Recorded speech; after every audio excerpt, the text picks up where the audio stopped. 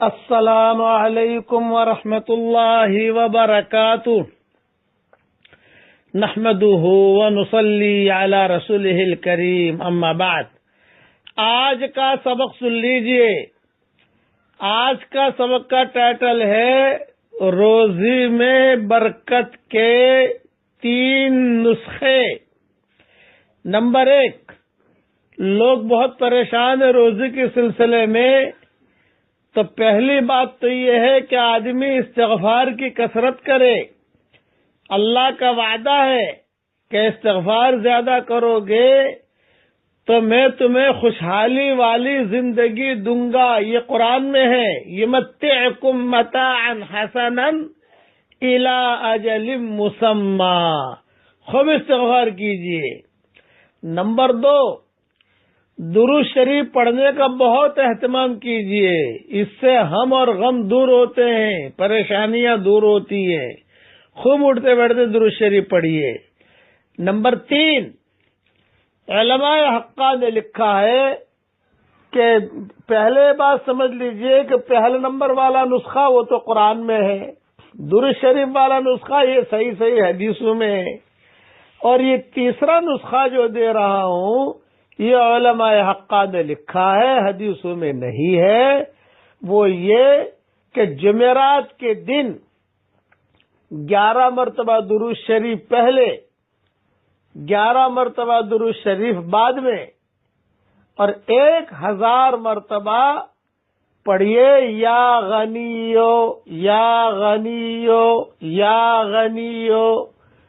تو اللہ کی ذات سے امید ہے کہ اللہ تعالی اس کی روزی میں برکت دے گا۔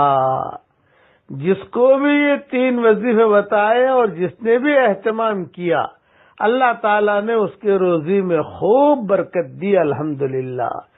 اس لیے اب جو ہے یہ باتیں تو جو قرآن میں ہے وہ قرآن میں ہے، جو حدیث میں ہے وہ حدیث میں ہے، اور یا غنی والا وظیفہ جو ہے یہ علماء حقہ نے لکھا ہے۔ میں نے بھی میری کتاب بکھرے موتی میں جہاں اسماء حسنہ کا تذکرہ کیا ہے تو اللہ کے 99 نام ہیں، ان 99 ناموں کے خواص میں نے لکھ دیے ہیں۔ اس میں یا غنی والا وظیفہ بھی میں نے لکھ دیا ہے، وہاں دیکھ لیا جائے۔ میں دعا کرتا ہوں کہ اللہ جو بھی پریشان حال ہو اس کی پریشانیوں کو دور فرما، جو روزی کی تنگی میں مبتلا ہوں عافیت کے ساتھ ان کے لیے اللہ روزی کی تنگی کو دور فرما، جو ناجائز عشق میں مبتلا ہو ناجائز عشق سے اللہ تو اسے نجات دے دے۔ اے اللہ جو ہیرا پھیری والی زندگی میں مبتلا ہو عافیت سے ہیرا پھیری والی زندگی سے بچا لے۔ اے اللہ جس نے بھی مجھ سے دعاؤں کے لیے کہا ہو یا دعاؤں کے لیے خطوط میں لکھا ہو، یا جن کا مجھ پر کسی قسم کا حق اور احسان ہو، یا جو ہمیں اپنی دعاؤں میں یاد کرتے رہتے ہوں، یا مائیں بہنیں ہمیں اپنی دعاؤں میں یاد کرتی رہتی ہوں، ہماری ساری دعاؤں میں ان کا پورا حصہ نصیب فرما۔ اب پڑھ لیجئے میرے ساتھ، استغفر اللہ الذی لا الہ الا هو الحی القیوم وَأَتُوبُ إِلَيْهِ عَدَدَ خَلْقِهِ وَرِضَى نَفْسِهِ وَزِنَةَ عَرْشِهِ وَمِدَادَ كَلِمَاتِهِ۔ اللہ استغفار میں جو استغفار آپ کو یاد ہو وہ پڑھنے کا اہتمام کریں، درود شریف میں جو یاد ہو وہ پڑھنے کا اہتمام کریں، اور یا غنیو تو ہے ہی، اسے پڑھنا پڑے گا، لیکن یا غنیو والا جو وظیفہ ہے یہ حدیث میں نہیں ہے، علماء حقہ کا لکھا ہوا ہے۔ اللہ تعالی ہم سب سے اللہ خوش ہو جائے، آمین آمین۔ والسلام علیکم ورحمۃ اللہ وبرکاتہ، وآخر دعوانا ان الحمدللہ رب العالمین۔ الخلق كله ولك الفضل كله وإليك يرجع الأمر كله وإليك يسعد الكلم الطيب كله اللهم لك الحمد بالإسلام لك الحمد بالإيمان لك الحمد بالقرآن لك الحمد حتى ترضى لك الحمد إذا رضيت لك الحمد بعد الرضا اللهم لك الحمد كالذي نقول وخيرا مما نقول لك الحمد كالذي تقول لك الحمد في الحال ولك الحمد في المآل اللهم لك الحمد في الأولى ولك الحمد في الآخرة اللهم لك الحمد حمدا حمدا اللهم لك الشكر شكرا شكرا اللهم يا رب صل وسلم دائما أبدا على حبيبك خير الخلق كلهم اللهم صل على سيدنا محمد بن عبد الله القائم بحق الله ما ضاق أمر إلا فرجه الله اللهم اغفر لنا ذنوبنا. ایک پوائنٹ بتاتا ہوں لیکن حدیث میں نہیں ہے. مجھے کہتے ہو ڈر بہت لگتی ہے, کروڑوں آدمی سنتے ہیں دنیا بھر میں, لیکن حدیث میں نہیں ہے. لیکن اہل مدینہ کا معمول رہا ہے, چونکہ مدینہ منورہ میں رہتا ہوں نا, جب بھی کوئی پریشانی آوے کچھ بھی آوے تو آدمی جو ہے شہداء احد کے پاس جاوے, ان کو سلام کرے اور اللہ سے دعا مانگے. بہت مجرب چیز ہے. شہداء احد سے تو مانگنا نہیں ہے بھائی, نبی سے تو مانگا نہیں جاتا. میں تو کلیئر کرتا ہوں نا, مانگنا کس سے ہے بھائی؟ اللہ سے. دینے والا کون ہے؟ اللہ. لیکن وہ جگہ اسی ہے جہاں یہ لوگ دفن ہے کہ وہاں آدمی کی دعا قبول ہوتی ہے. آدمی اللہ سے مانگے کہ اللہ پاک سلام تو میں ان کو کر رہا ہوں, سلام تو کسی کو بھی کر سکتے ہو, مغفرت کی دعا کسی کو بھی کر سکتے ہو, لیکن یہ کہ اللہ سے مانگے کہ اللہ میری فلاں پریشانی ہے تو میری پریشانی دور کر. خاص طور سے جن کے نکاح نہیں ہوتے وہاں جا کر دعا مانگتے ہیں, نکاح ہو جاتے ہیں ان کے. چونکہ مدینہ منورہ میں رہا تو لوگ ملتے ہیں نا, ہمارے بیانات ہوتے ہیں, یہ ہوتے ہیں, جاتے ہیں, آتے ہیں, آ جاتے ہیں. تو انہوں نے یہ سفر میں سنا ہے مجھے, یہ کہا کہ اب جب کوئی بھی ایسا ہو تو ہم بھیج دیتے ہیں, جب سلام کریں ان کو, لیکن دعا مانگ اللہ سے. ہمیشہ یاد رکھنا, ہم سلام تو کریں گے حضور صلی اللہ علیہ وسلم کو, لیکن مانگیں گے اس سے بھائی؟ دینے والا کون ہے؟ اللہ. ہر چیز ہر منزل میں اللہ کی محتاج ہے. اللہ کسی منزل میں کسی چیز کا محتاج اور پابند نہیں ہے. احد پہاڑ جو ہے نا, یہ احد پہاڑ حضور صلی اللہ علیہ وسلم دیکھتے تھے, وہ احد پہاڑ کی مستقل فضیلت ہے. اور حضور کہتے تھے احد یحبنا ونحبہ, احد یحبنا ونحبہ, احد ہم سے محبت کرتا ہے, ہم احد سے محبت کرتے ہیں. خاص طور سے جب بارش ہوتی ہے اس وقت میں احد پہاڑ جو چمکتا ہے تو ہم لوگ مستقل دیکھنے کے لیے نکلتے ہیں. بارش سونے کی طرح چمکتا ہے وہ, جب بارش خوب گرتی ہے اور احد پہاڑ کو تو عرب لوگ سب دیکھنے کے لیے آتے ہیں کہ یار کیسا چمک رہا ہے. حالانکہ پہاڑ تو دنیا میں ہم نے بہت دیکھے بھائی. ہم تو اب لوگ مجھے پوچھتے ہیں کہ مولانا آپ کون سے ملک میں گئے ہو, میں نے کہا بھائی یہ پوچھ کون سے ملک میں نہیں گیا,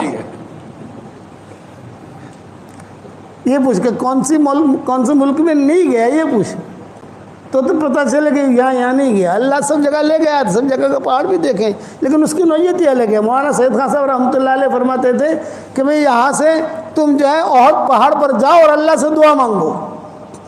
یہ مولانا سید خان صاحب رحمۃ اللہ علیہ ہمیں کہتے تھے, ان کی تربیت میں رہے ہم, کہ تم جو احد پہاڑ پر جاؤ, شہداء احد کو سلام بھی کرو, اور احد پہاڑ پر جا کر کہیں پر بیٹھ کر اللہ سے دعا مانگو.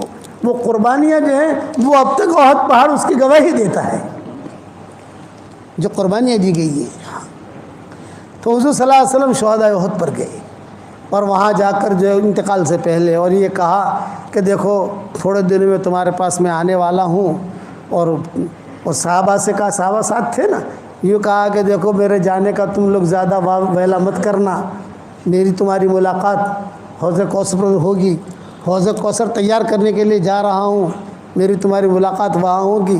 جب صحابہ لے کر چلے تو حضور نے فرمایا میرے بھائیوں کو میرا سلام کہنا. تو حضرت ابوبکر نے پوچھا السنا اخوانک یا رسول اللہ, اے اللہ کے نبی کیا ہم آپ کے بھائی نہیں ہیں؟ آپ نے فرمایا اللہ تم میرے بھائی نہیں ہو, بل انتم اصحابی, تم میرے ساتھی ہو. میرے بھائی بہنیں تو وہ ہیں جنہوں نے مجھے دیکھا نہیں ہے اور میری بات پر لبیک کہہ کے کھڑے ہو جاتے ہیں. ہم لوگ حضور کے بھائی بہن ہیں. کسی نبی نے اپنے امتی کو بھائی بہن نہیں بنایا ہے، حضور نے بھی اپنا بھائی بہن بنایا محبت میں.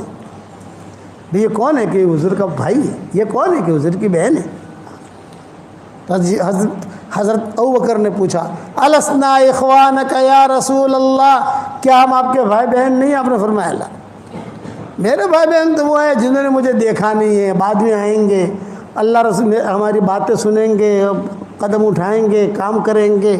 ہم نے حضور کو دیکھا نہیں ہے، لیکن جو حضور باتیں بتاتے ہیں فوراً عمل کرتے ہیں ہم، کیونکہ نبی نے بتایا ہے. اب واپسی میں حضور صلی اللہ علیہ وسلم کی جب باریاں ہوتی تھی امہات المومنین کی، تو جب احد سے واپس آ رہے ہیں انتقال سے پہلے، تو آپ کی باری تھی حضرت میمونہ کے گھر میں. تو حضور صلی اللہ علیہ وسلم نے اب امہات المومنین کو جمع کیا اور جمع کر کے کہا کہ بھئی دیکھو، باری تو ہے آج میمونہ کی، لیکن میری خواہش یہ ہے کہ اب میری طبیعت ٹھیک نہیں ہے، آخری دن چل رہے ہیں، تو اگر خوشی کے ساتھ تم سب اجازت دے دو تو میں عائشہ کے پاس رہوں. خوشی سے اجازت دو، ایک رات کی باری ہوتی تھی نا. ہاں، تو سب ماؤں نے کہا کہ نہیں، آپ جس میں آپ کو خوشی ہے. تو حضرت عائشہ کی وہاں حضور نے قیام کیا، یہ آخری دن گزر رہے ہیں. اور جب حضرت عائشہ کا وہاں قیام کیا تو ایک دم سے قیام ہوا نا. بھی باری تھی کہاں؟ حضرت میمونہ کے وہاں. تو انہوں نے تیاری کر رکھی تھی، بستر کی، کپڑوں کی، جو بھی ترتیب ہوتی ہے رکھی تھی. لیکن اب یہ تو بالکل فیصلہ پلٹ گیا کہ بھائی تم اجازت دو تو میں عائشہ کے پاس رہوں، لیکن میری دوائیں بھی جانتی ہے، وہ میری خدمت بھی کرتی ہے. خدمت تو سب کرتی ہیں، لیکن یہ کہ میری خواہش ہے کہ میرے دن آخری وہیں گزرے سب. اب یہاں جو ہے حضرت عائشہ نے کوئی تیاری تو کی نہیں تھی. بات سمجھ میں آ رہی نہیں آ رہی؟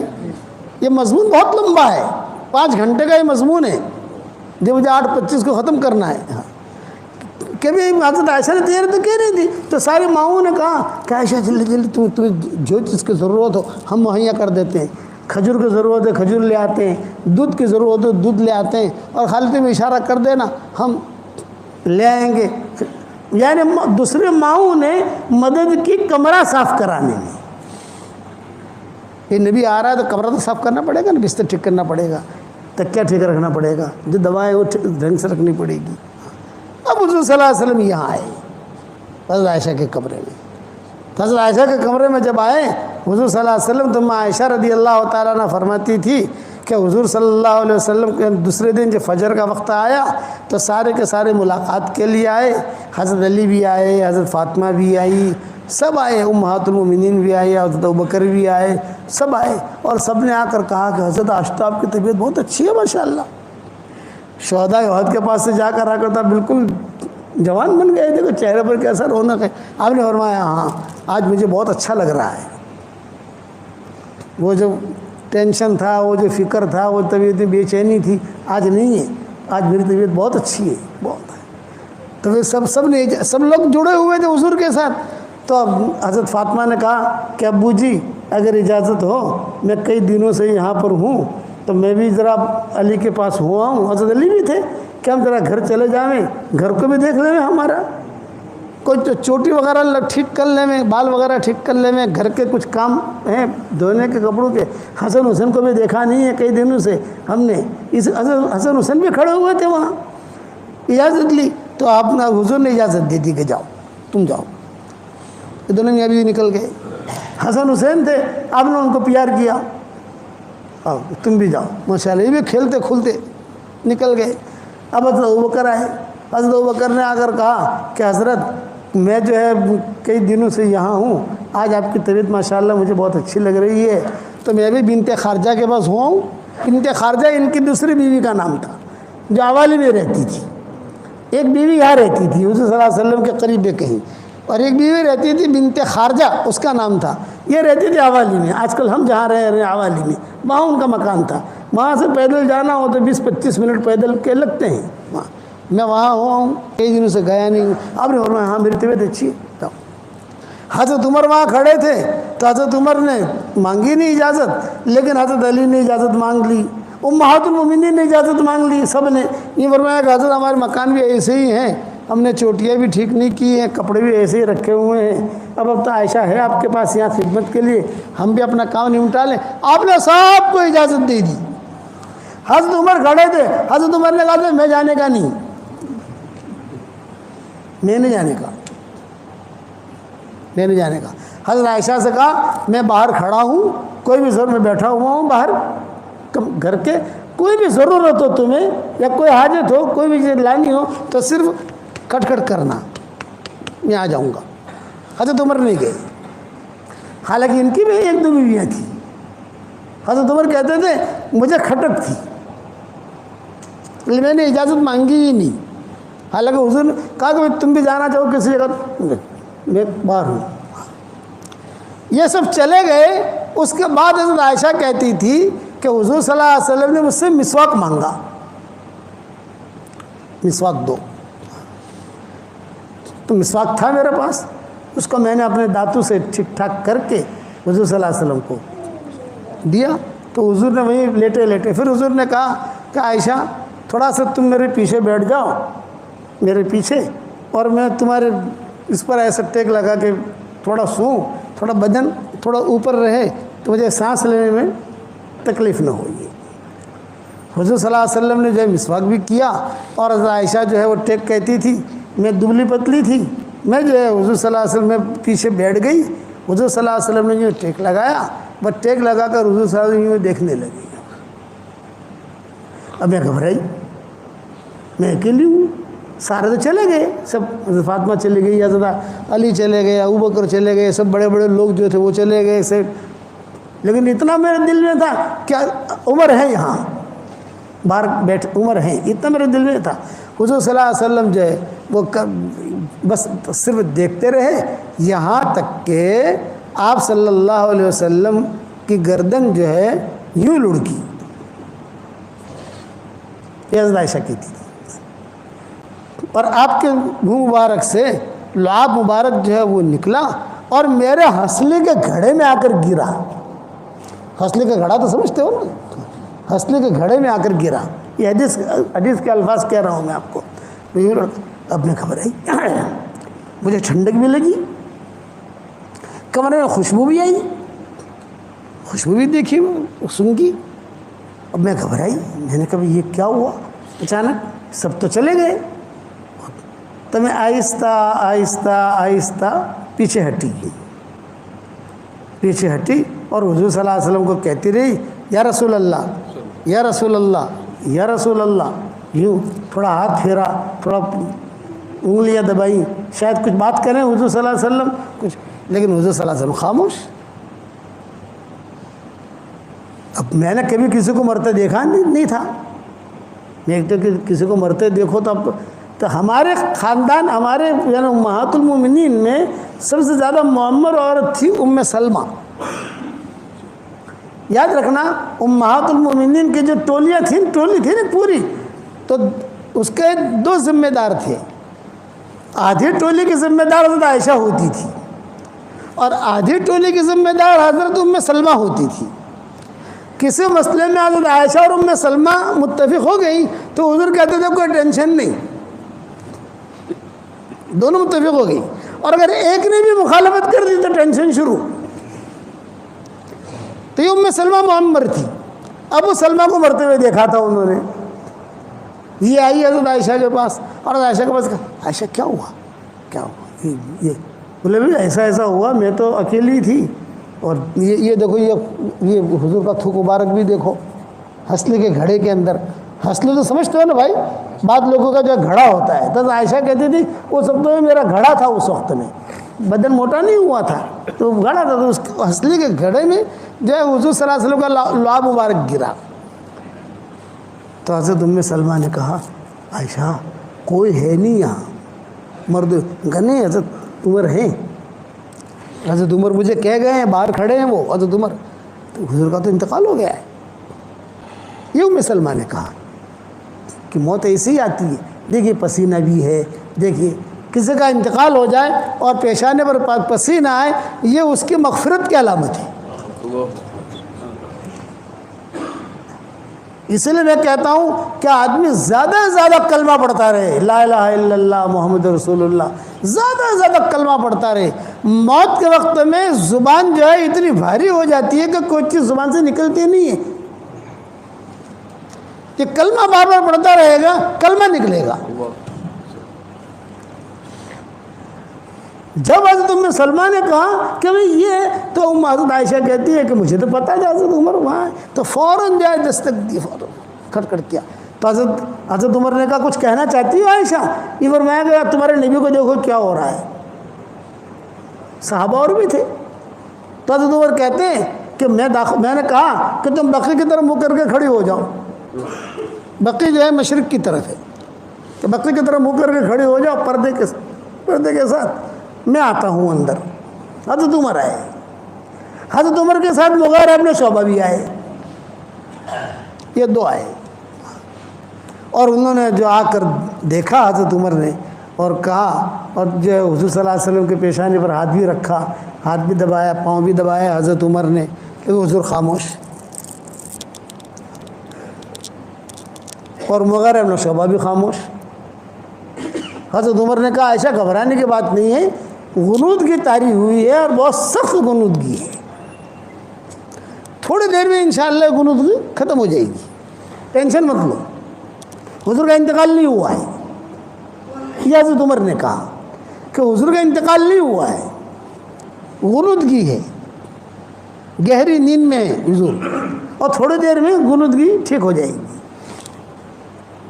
وَأَمَّا سُكُوتُ مُغِیرَةَ يُحَيِّرُنِي، حضرت عمر کہہ رہے ہیں کہ انتقال نہیں ہوا اور مغیرہ ابن شعبہ خاموش ہیں، تو ان کی خاموشی مجھے ٹینشن میں پیدا کر رہی تھی، ایک بول رہا ہے دوسرا کیوں نہیں بول رہا؟ بھئی بولے تو دونوں بولے نا، بھئی مغیرہ ابن شعبہ خاموش کیوں؟ یہ بھی بڑے آدمی ہیں۔ وَأَمَّا سُكُوتُ مُغِیرَةَ يُحَيِّرُنِي، مغیرہ کی خاموشی یہ مجھے ٹینشن میں ڈال رہی تھی۔ یہ کہہ کر حضرت عمر تو چلے گئے، مغیرہ ابن شعبہ بھی چلے گئے۔ اب گھر میں اکیلی مائیں آئیں تو سب نے کہا نہیں حضور کا تو انتقال ہو چکا ہے۔ اب ہم شش و پنج میں باہر گئے تو باہر صحابہ تھے، تو باہر صحابہ نے حضرت عمر سے پوچھا کیا حال ہے حضور کا، کیسے طبیعت ہے؟ یہ فرمایا کہ بہت سخت گہری نیند میں ہے حضور صلی اللہ علیہ وسلم، انتقال نہیں ہوا ہے۔ تو ایک صحابی نے حضرت مغیرہ ابن شعبہ سے پوچھ لیا، ارے بھی تم بھی تو گئے تھے اندر، کیا ہوا؟ تو اب مغیرہ ابن شعبہ نے کہا عمر جو سمجھے ہیں غلط سمجھے ہیں، میں جو سمجھاؤں صحیح سمجھاؤں، پھر آپ کیا سمجھے ہو کہ حضور کا یہ وصال ہو گیا ہے؟ یہ حضرت مغیرہ ابن شعبہ نے کہا، یہ کہا صحابہ میں سب سے پہلے حضور کے انتقال کی خبر دینے والے مغیرہ ابن شعبہ ہیں۔ ماں ایسا کہتی تھی کہ ہم تو شش و پنج میں تھے، انتقال ہوا ہے کہ نہیں ہوا، اور عمر نے منع کر دیا تو ظاہر بات ہے حضرت عمر کی بات کا اعتبار ہے۔ تو جب یہ دونوں باہر گئے تو ہم بھی دروازے پر کھڑے ہو گئے، کیا باتیں کرتے ہیں دروازے پر، اور وہاں صاحب آپس سے بات کر رہے تھے، کوئی کہہ رہا تھا انتقال ہوا۔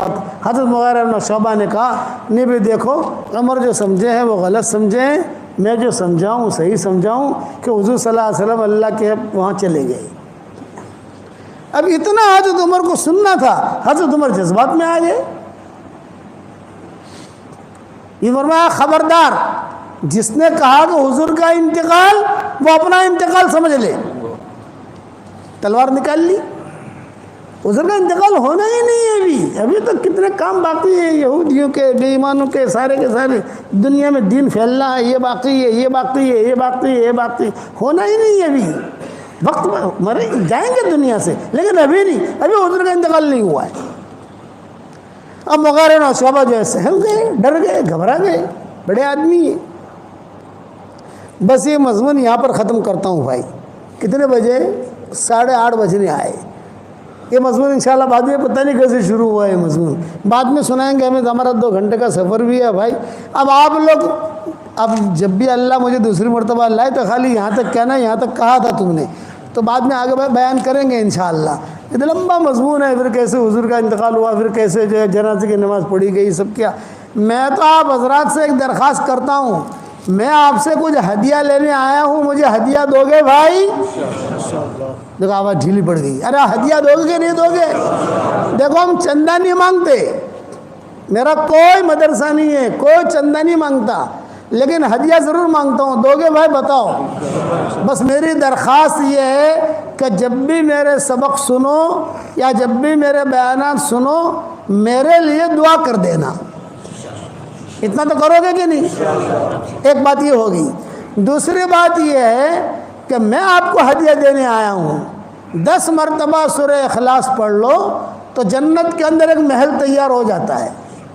آج کل میرے شاگردوں کو کہتا ہوں 313 مرتبہ سورہ اخلاص پڑھنے کی عادت ڈالو, 31 بنگلے جنت میں تیار ہو جائیں گے انشاءاللہ. اور کوئی انکم ٹیکس والا آپ کو فون نہیں کرے گا. تمہارے 20 نگر میں تو انکم ٹیکس والے بہت آتے ہیں نا کہ بھائی صاحب تم تو اتنے پیسے کہاں سے لائے تم. 313 مرتبہ سورہ اخلاص پڑھنے کی عادت ڈالو تو انشاءاللہ 31 بنگلے جنت میں تیار ہو جائیں گے, اور 104 مرتبہ قرآن شریف پڑھنے کے برابر اللہ ثواب دے گا. ایک ہدیہ تو یہ ہے. دوسرا ہدیہ یہ ہے 313 مرتبہ درود شریف پڑھو, شارٹ والا درود شریف, صلی اللہ علیہ وسلم صلی اللہ علیہ وسلم صلی اللہ علیہ وسلم 313 مرتبہ. تیسرا ہدیہ ہے 313 مرتبہ استغفار پڑھو, اللہم اغفر لی اللہم اغفر لی اللہم اغفر لی, جلدی پورا ہو جائے گا انشاءاللہ. اور چوتھا ہدیہ اب نیا شروع کیا ہے, 100 مرتبہ سورہ فاتحہ پڑھنے کی عادت ڈال دو. جتنی دعائیں قرآن حدیث میں آئی ہیں سب سے اہم اور جامع دعا سورہ فاتحہ میں ہے. تو 100 مرتبہ وہ 4 ہدیے سمجھ گئے بھائی. 313 مرتبہ سورہ اخلاص, 313 مرتبہ درود شریف, 313 مرتبہ استغفار, اور 100 مرتبہ سورہ فاتحہ. اس کے بعد انشاءاللہ اللہ تعالیٰ سے جو مانگو گے اللہ آپ کی دعا قبول کرے گا, مرادیں بھی پوری کرے گا. اور انشاءاللہ مرنے کے بعد اتنے سارے بنگلے ہو جائیں گے کہ آپ کہو گے کہ یار بنگلے بنگلے ہیں. صحیح حدیث میں ہے یہ چیزیں. حضرت عمر سے حضور نے کہا تھا, عمر 10 مرتبہ سورہ اخلاص پڑھ, جنت میں اللہ ایک بنگلہ دے دے گا, ایک محل دے گا. حضرت عمر نے کہا 10 مرتبہ پڑھوں جنت میں ایک محل؟ آپ نے فرمایا ہاں. حضرت عمر نے کہا بہت محل بناؤں گا. آپ نے فرمایا بنا جتنا بنانا ہو تجھے. تو یہ آپ لوگ شروع کرو گے انشاءاللہ. اس کے بعد اللہ تعالیٰ سے دعائیں مانگو, جو بھی حاجتیں ہوں اللہ تعالیٰ سے مانگو.